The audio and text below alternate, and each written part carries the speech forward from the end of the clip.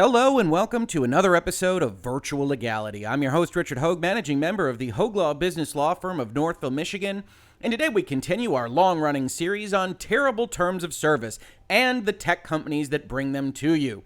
On your screen right now is a Untether Your Expectations marketing spiel from Oculus and the sale of their new unit, Oculus Quest 2. Now, before we get started, if you follow me on Twitter, you might already know that I absolutely love the Oculus Quest. I've been a big proponent of virtual reality, as you can probably tell from the name of this series on this channel already, and I have enjoyed the Oculus Quest for some time now because it is the first unit in virtual reality to not use wires and really allow you to use a play space to its maximal extent, and I think it is a great product, and I was excited about checking out the Oculus Quest 2. But a funny thing happened on the way to the release of the Oculus Quest 2, and that happened a couple of months ago when Oculus put out this series of tweets.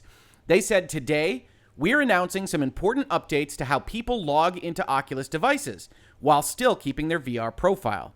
Starting in October 2020, everyone using an Oculus device for the first time will need to log in with a Facebook account. If you're an existing user and already have an Oculus account, you'll have the option to log in with Facebook and merge your Oculus and Facebook accounts. If you're an existing user and choose not to merge, you can continue using your Oculus account, great, for 2 years.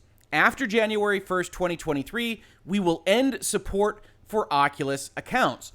And I have to admit, when I saw this particular set of tweets, when I saw this being reported online around the internet, it didn't actually faze me that much because I didn't really think about the implications for what Facebook was trying to do with this change. I think from an operational standpoint, it makes a lot of sense. We don't really need two separate accounts. We bought Oculus before they were really figuring all this out. We don't need all that extra kind of back-end logistical problems, and so we're going to make it all a Facebook account.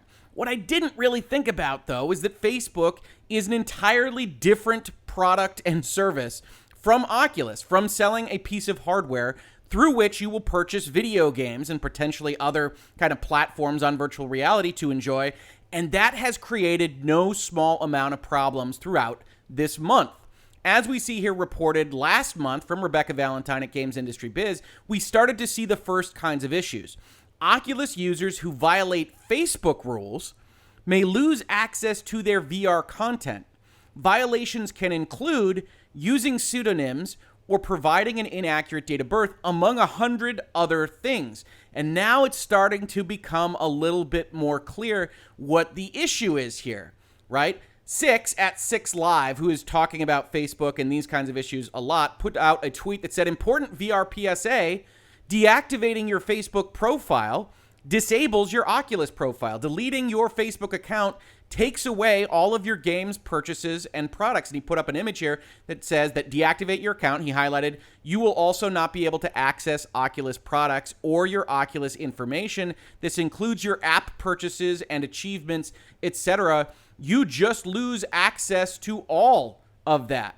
Now, at the same time that this was happening, this unit only launched a couple of weeks ago, I believe on October 13th, there have been a number of false flags, false positives, because Facebook doesn't know what it's doing with communications on this. So as of 24 hours ago, there were reports on Reddit and elsewhere online that said if you tried to have multiple VR headsets connected to your single account, that you were getting banned. And in fact, the Reddit thread itself had images of the folks at Oculus telling folks that you would be banned, again from 6 at 6 Live. Now, Engadget put out an article earlier this morning that said, okay, Oculus has tried to tell us that they won't ban people for that, but they don't actually have their ducks in a row, nor do they have their ducks in a row for people that want to have multiple Facebook accounts attached to one Oculus headset. They promise that that is coming in the future. So what does that look like in real time? You're in virtual legality after all, and what we do here is we look at terms of service, we look at terms and conditions, we talk about this from a business and legal perspective.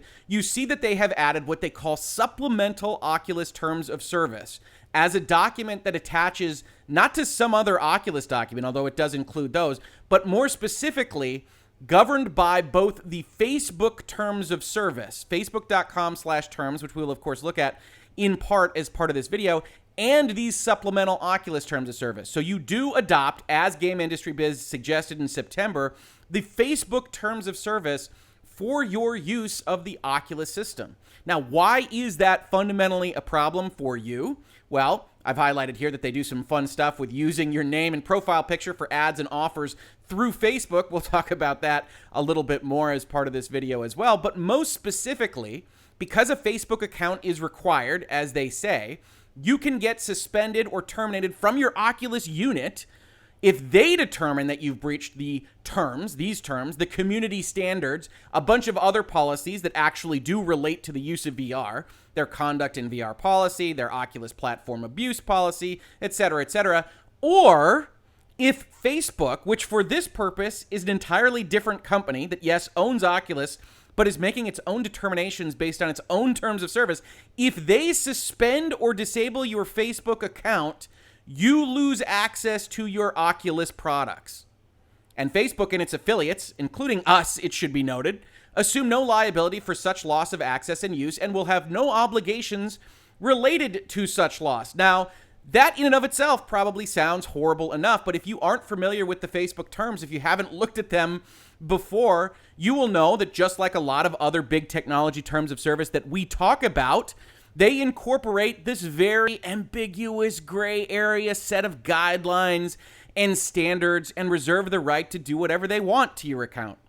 If we determine that you have clearly, seriously, or repeatedly breached our terms or policies, capital P policies, whatever we decide to enact in blog form or elsewhere, including in particular our community standards, we may suspend or permanently disable access to your account.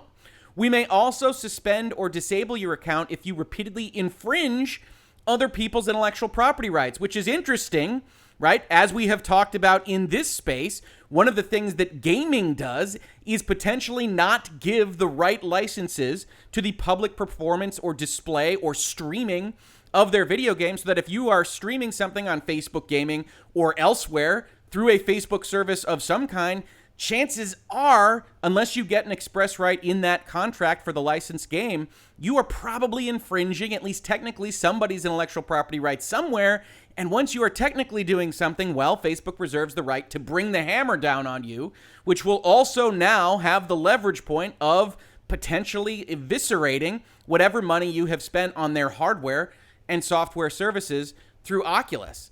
Now, the community guidelines are what we expect here from the Facebooks of the world. We have kind of broad categories: violence and criminal behavior. Sure, nobody wants incitement to violence. Nobody really wants fraud. That's all fair. We don't want to talk about exploitation or privacy violations, which is always interesting coming from Facebook. Hate speech starts to get into that ambiguous terminology. What might be hate speech to you or me might not be to Bob or Mary or whomever. Certainly this crosses international lines, and Facebook has struggled to make hate speech and other definitions apply to the European Union in the same way that they apply to the United States, in the same way that they apply to Asia, has struggled with that throughout.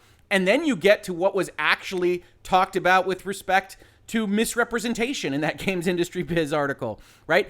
They want you to be authentic on Facebook, which again has a very tenuous connection to Oculus other than the fact that the same company owns them. And so if you don't use the right name, they could potentially suspend or terminate your account. If you have inauthentic behavior, what does that mean? I don't know. Facebook does, and they reserve the right to do whatever they want to limit inauthentic behavior if you spread quote-unquote false news or manipulated media.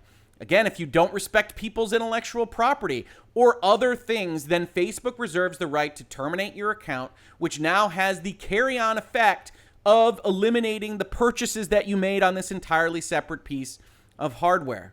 Now, why does Oculus say that they are doing this, right? It's always important to give both sides of the argument a discussion here. They say that this is a single way to log into Oculus and unlock its social features. Don't you want to unlock those social features? Facebook thinks you do, and so does Oculus. They say giving people a single way to log into Oculus using their Facebook account and password will make it easier to find, connect, and play with friends in VR. The majority of our users are already logging into Oculus with a Facebook account to use features like chats, parties, and events, or to tune into live experiences in Oculus Ventures. I can tell you the Quest that I purchased last year is not connected to Facebook. It will never be connected to Facebook. I guess it will just be bricked as of January 1st, 2023, because I won't sign up and connect it with my Facebook account.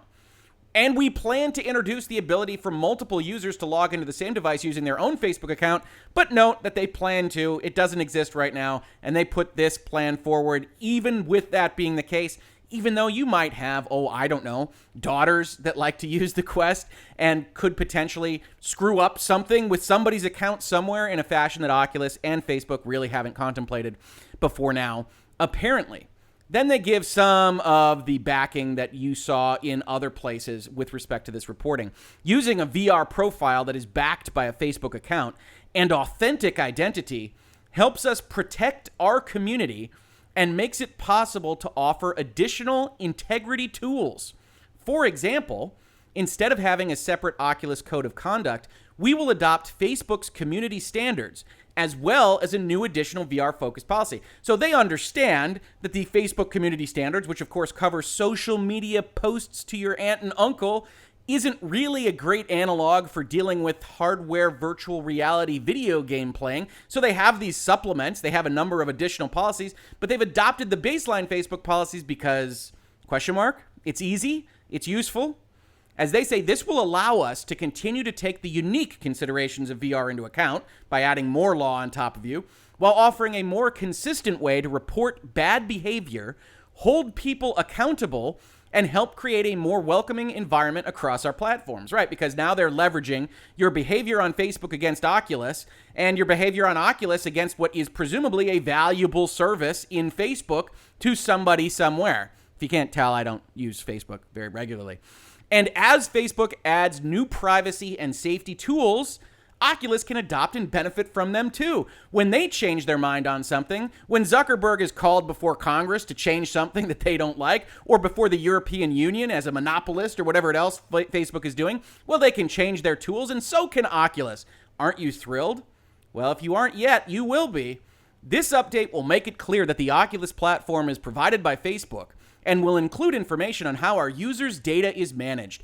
As we've previously shared, when you log into Oculus using your Facebook account, Facebook will use information related to your use of VR and other Facebook products to provide and improve your experience. Now, what does improve your experience mean to Facebook? Well, this information will be used to show you personalized content, including ads. Yes, like everything else that Facebook does. And again, I'm in favor of these companies being allowed to do this so long as they're transparent about it. They are collecting more data to use more data to advertise to you, to collect more data, to sell you more advertisements, and to make more money. That's what Facebook's about. That is what they are using Oculus for. There is a reason that they spent billions on it. They bought Oculus for a reason, and apparently it's now coming to fruition.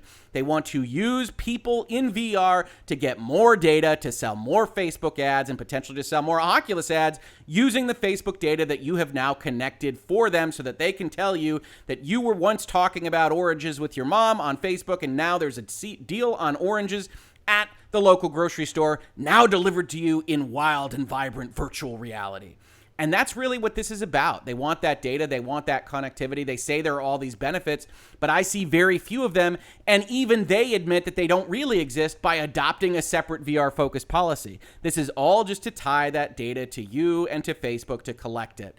And now we've talked about bad terms of service, terms of conditions here before. We recently went over the PlayStation 5, or more specifically, the new PlayStation Network terms of service and how those specific terms allow for the PlayStation 5 recording that has created a certain amount of tumult online, and that within those terms of service, outside of just recording, you have the same problem in the PlayStation ecosystem that you have elsewhere, which is you have this grand set of ambiguous codes of conduct that allow PlayStation and Sony to cut you off if they feel so inclined. Do not create anything that disparages anyone based on physical ability. Do not promote hate speech. Do not engage in or promote or facilitate activity that infringes the rights of any third party, regardless of whether they gave you a license to stream. Don't be rude to our employees. And if you do any of these things, and I didn't go over all of them, obviously, this can be a violation of our code of conduct that may result, up to us, of course, in moderation taken against your account or your PlayStation devices. We can kill every dollar that you spent on your hardware or in the PlayStation Network to buy video games if you don't follow these rules. Now, where do these differ, of course? these interact directly with the piece of hardware that you purchased. These are the terms of service for the PlayStation Network through which you are using your PlayStation.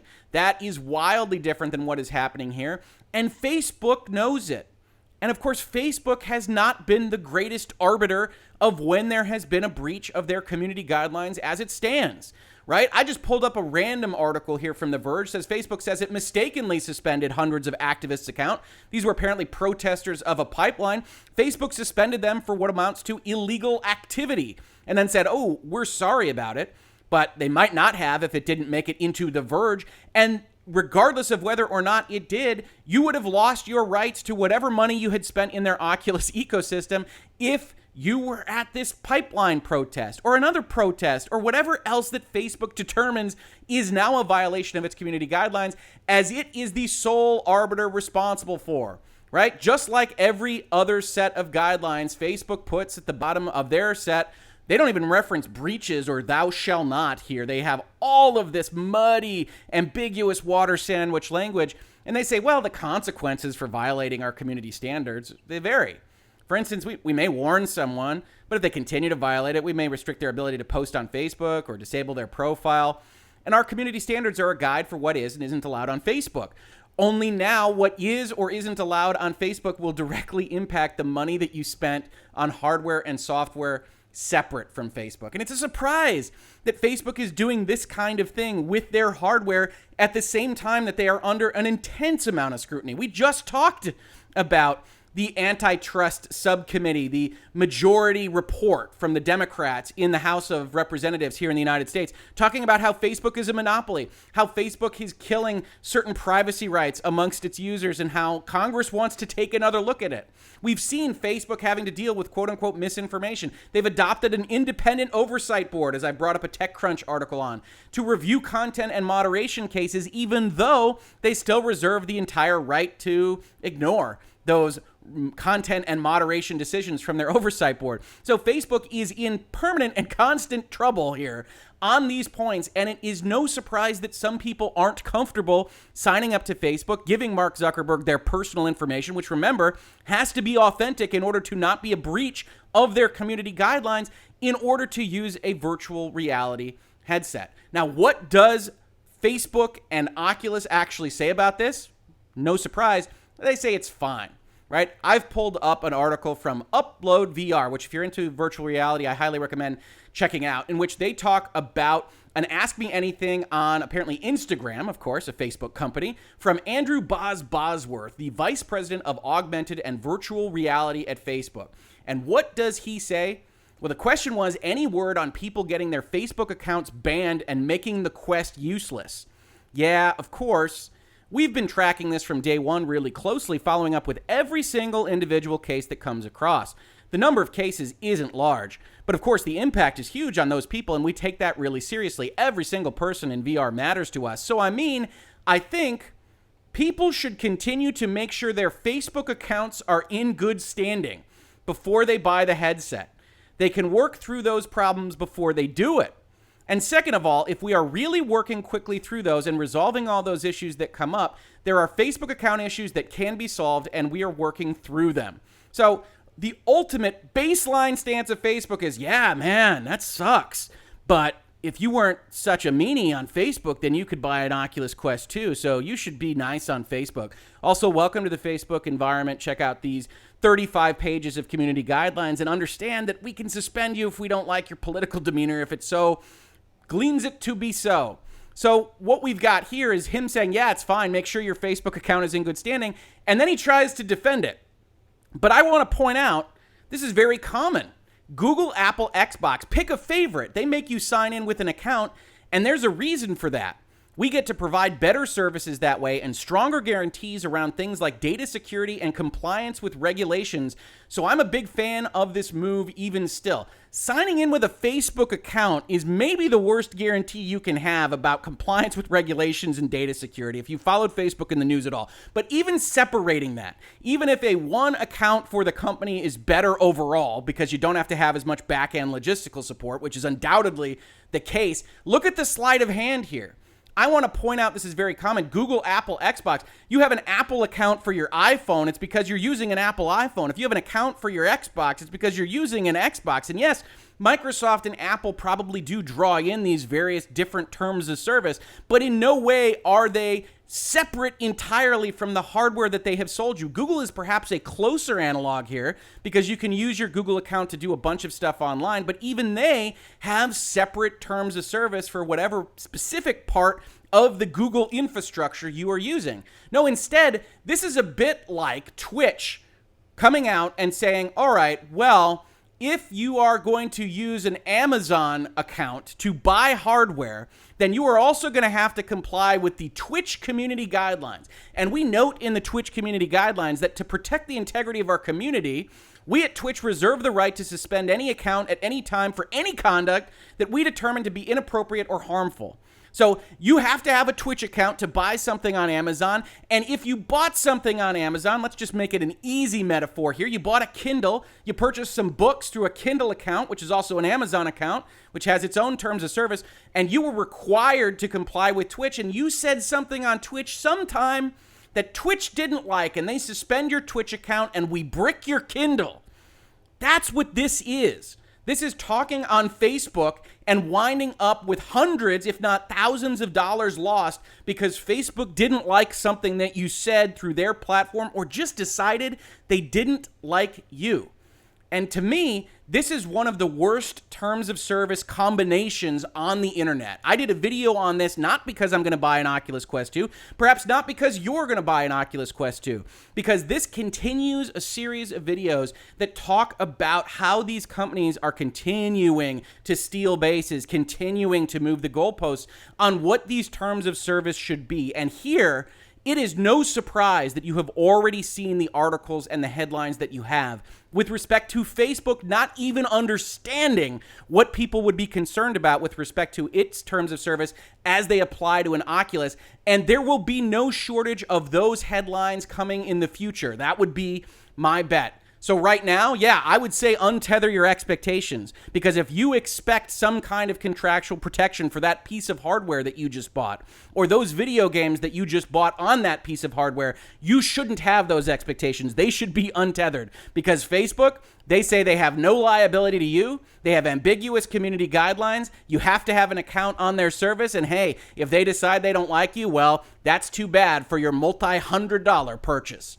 This has been Virtual Legality for today. I hope you enjoyed this video. If you did, please like, subscribe, share, tell folks that we are having these conversations in this space. We just talked about DMCA takedowns on the Twitch service, if you're interested in Twitch and other big technology questions. And we also just talked about the controversy of last week about whether or not video game streaming and streamers are getting the appropriate licenses through their contracts. And in many, many, many cases, I can tell you the answer to that is no. So if you're interested in that question, please check out that video. Otherwise, like, subscribe, share, ring bells, tell folks that we are here. We are growing at a pretty good clip. We'd like to continue to do so. If you caught this on YouTube, thank you so much for watching. And if you listened as a podcast, thank you so much for listening. And I will catch you on the very next episode of Virtual Legality. Virtual Legality is a YouTube video series with audio podcast versions presented as commentary and for education and entertainment purposes only. It does not constitute legal advice and does not create an attorney-client relationship. If you have legal questions about the topics discussed, please consult your own legal counsel.